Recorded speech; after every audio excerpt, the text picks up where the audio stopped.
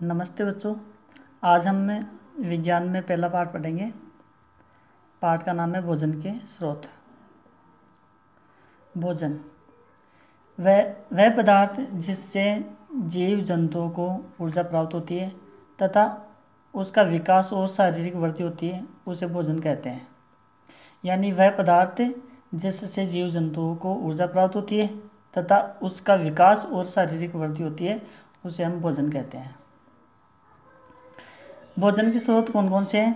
भोजन के दो प्रकार के स्रोत होते हैं, एक तो पादप और दूसरा जंतु। यानी पादपों से हमें अनाज, दालें आदि प्राप्त होती है और जंतुओं से हमें दूध, शहद, मांस आदि प्राप्त होता है। हमें भोजन की आवश्यकता क्यों होती है? भोजन की हमें आवश्यकता क्यों होती है? दैनिक कार्यों के लिए ऊर्जा की आपूर्ति, यानी हमें दैनिक कार्य करने के लिए एनर्जी प्राप्त होती है। वो किससे प्राप्त होती है? भोजन से प्राप्त होती है।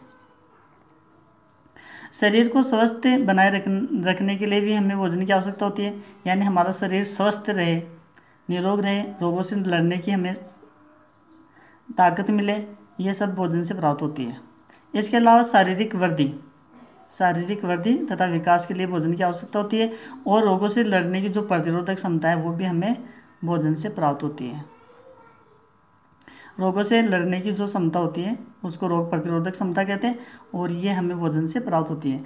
अब शारीरिक वृद्धि यानी कि जब बच्चा छोटा होता है, शिशु होता है और जब भोजन करता है तो उसका शरीर बढ़ जाता है और उसकी जो कोशिकाएं हैं उनमें वृद्धि हो जाती है और जो बच्चा है वो बड़ा हो जाता है।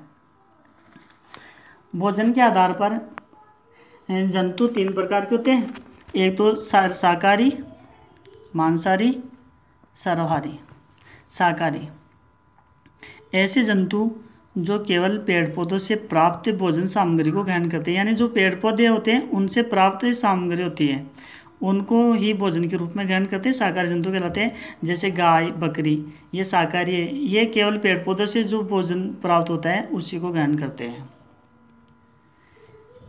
मांसाहारी ऐसे जंतु जो दूसरे जंतुओं को खाते हैं, जैसे शेर, चीता, ये मांसाहारी होते हैं। सर्वाहारी जंतु तथा पेड़ पौधों दोनों को से प्राप्त भोजन को ग्रहण करने वाले जो जंतु होते हैं उनको सर्वाहारी कहते हैं। जैसे कौवा